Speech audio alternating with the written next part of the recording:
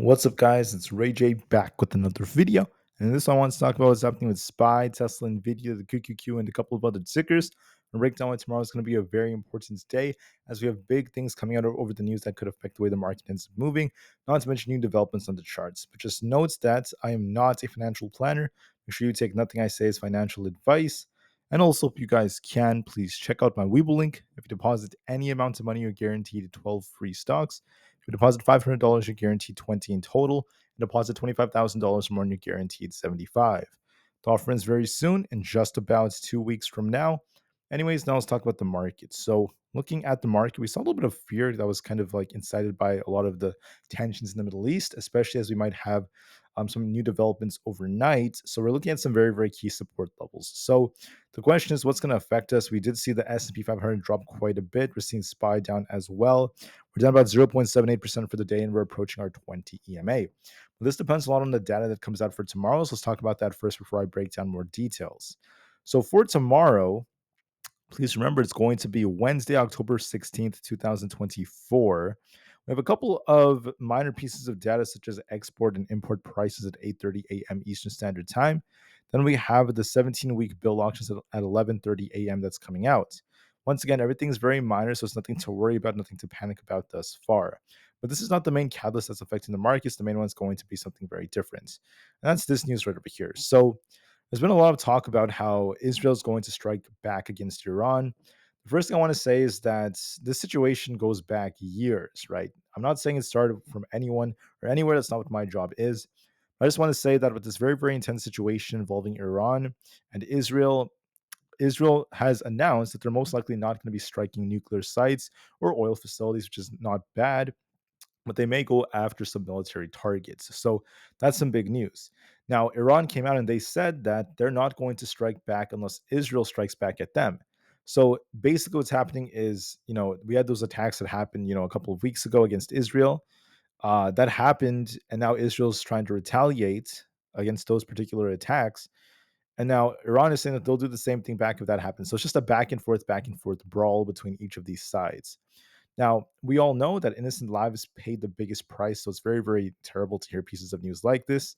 But we'll see what happens overnight. So we're all starting to see a lot of U.S. Military equipment, many U.S. Aircraft and such getting ready and situated in particular parts of Israel and also other regions. So we'll have to see how things end up going with this. We'll see what ends up happening and where Israel tries to strike. Then we're going to most likely strike very soon. Could be happening overnight. So if that's the case, this could affect oil prices. So make sure you guys are ready for that just to be safe.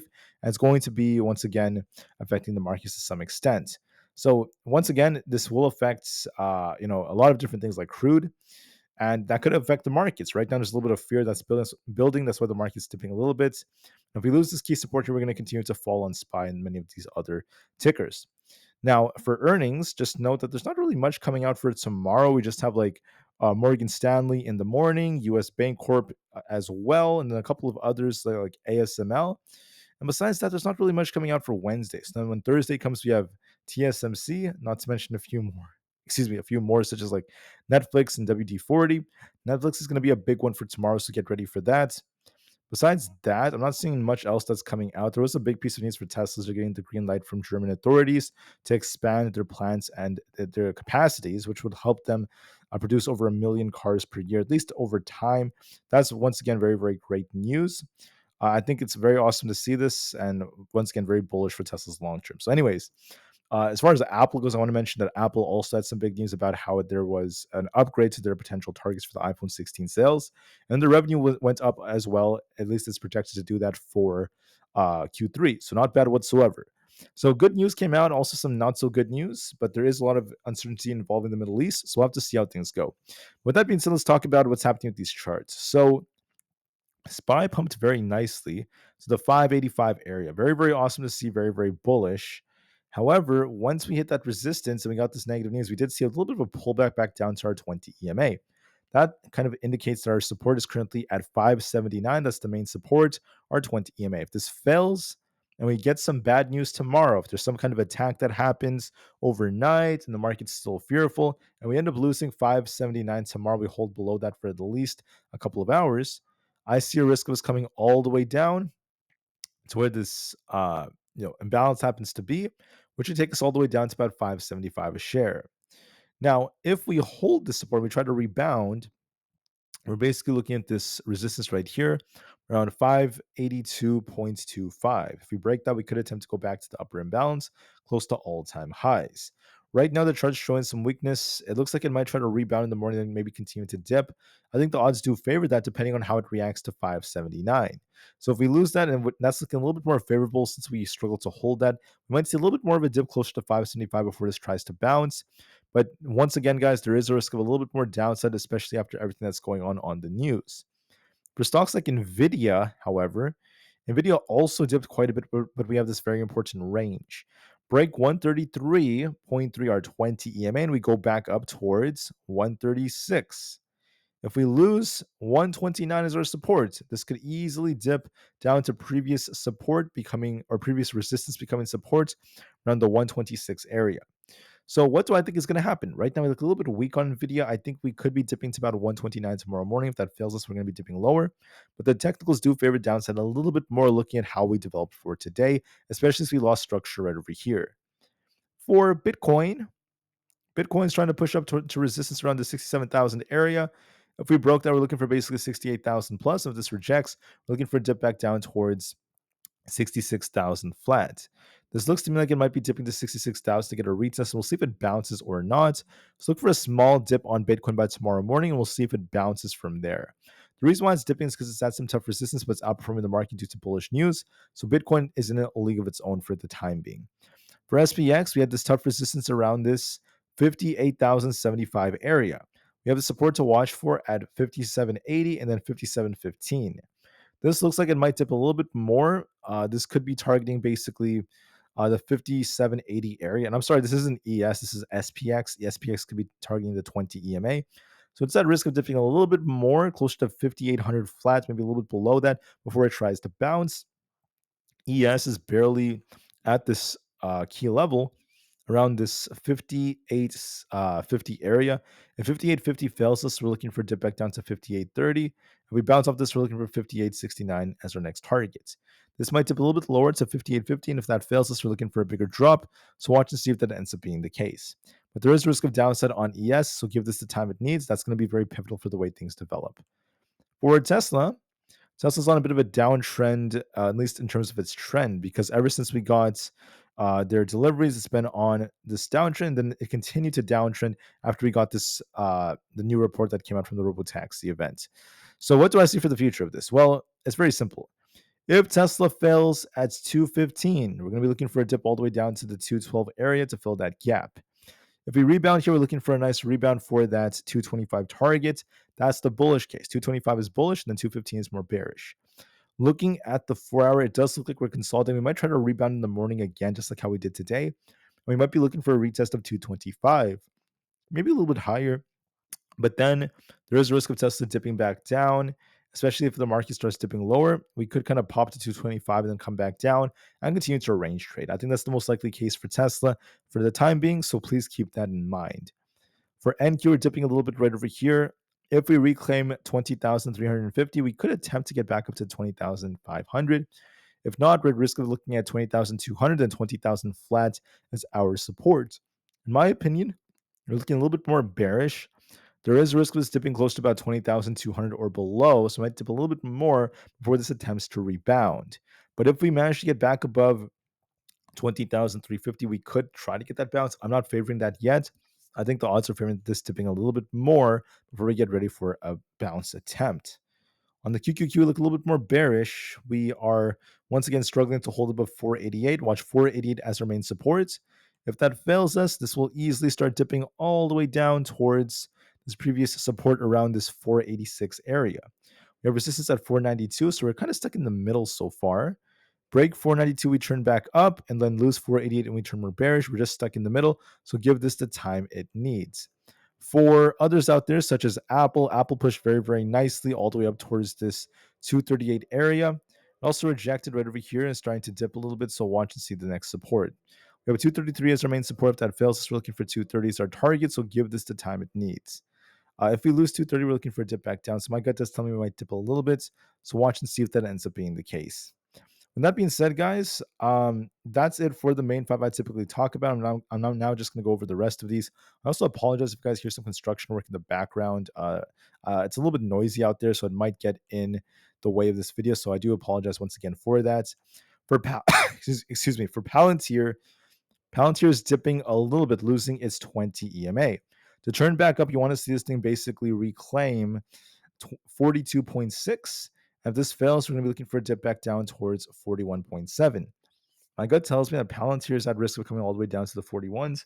41.7 is a stronger possibility, so watch and see if that ends up being the case. For others out there, we have Supermicro, which is stuck in the middle. If we're bearish, you want to see it lose 46.92 and then 45.67.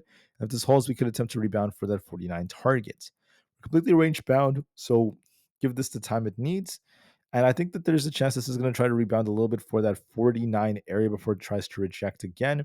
So look for a pop and drop like move as the most likely case.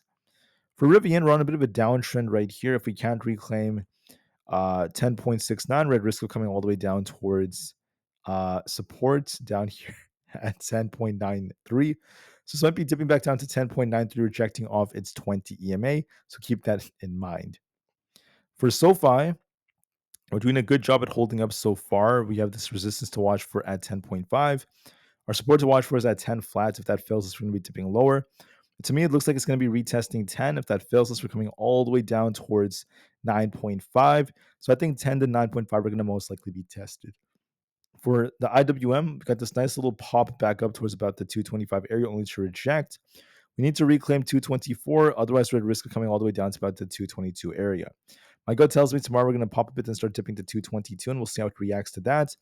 If it doesn't hold, we're looking for 220.95, followed by 219. But this is favoring downside a little bit more after this liquidity grab. They grab liquidity up above before we saw a dip, so that's going to be the most likely case for us. So please keep that in mind, guys. There is that risk of some downside. For AMD is looking a little bit more bearish, as well as we have a head and shoulders like structure. Make sure you watch our 200 EMA at 157 as our resistance. If we manage to get past that, we're looking for basically 160 as our target. If it rejects, we're looking for support all the way down here where support is at 151. Make sure you watch these levels carefully. Now, with this head and shoulders like structure that's forming, we actually got this big sell-off after their big AI event. And then on top of this, they had to reduce their MI300 AI chip sales. The forecast had to go down from $8 billion to $5 billion. Many analysts are once again noting that because they're not really meeting some targets, many targets that they set initially.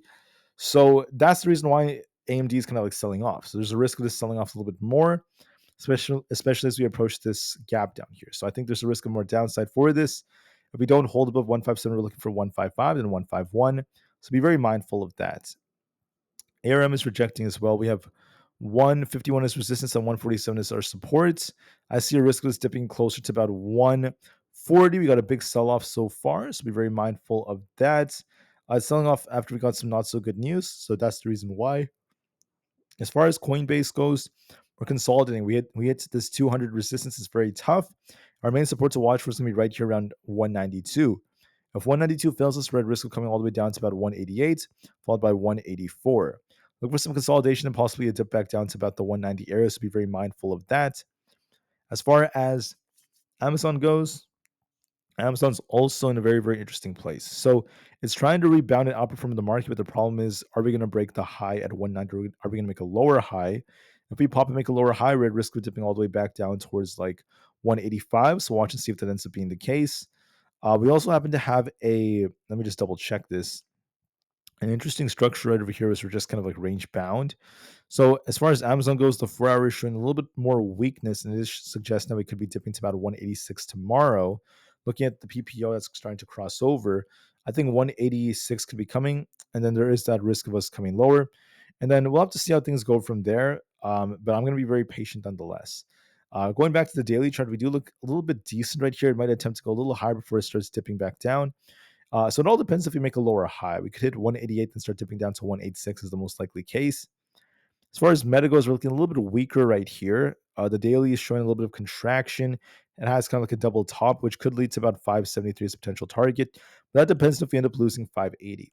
The main time frame is the 4 hour, which is showing this range. If 588 breaks, depending on what happens with the news tomorrow, we're looking for basically 590 to be retested, very close to this imbalance up here.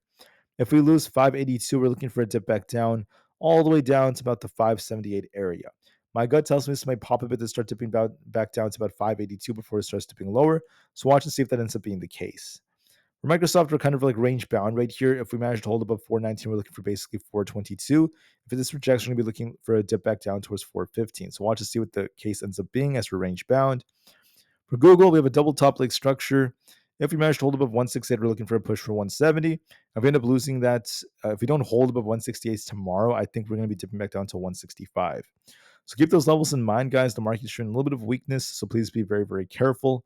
As far as other tickers go, we have the VIX. The VIX came all the way down close to fill this gap.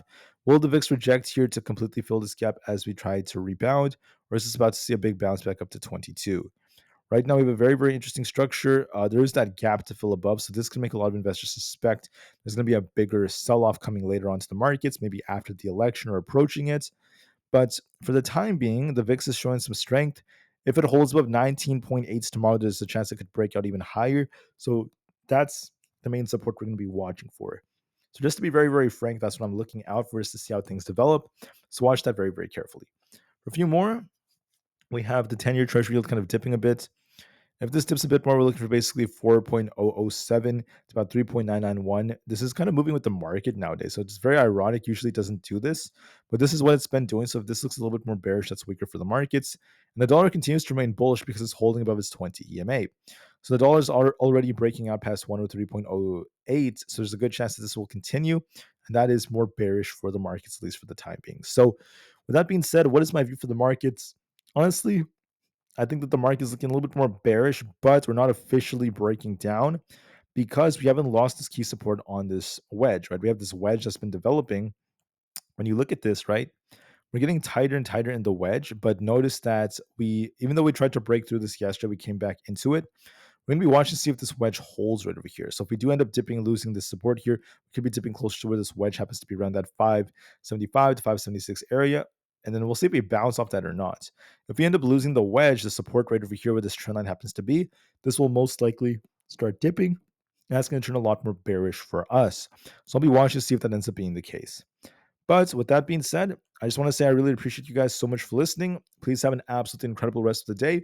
I'll be back tomorrow before the market opens to give you guys another update. Thanks again, and peace out.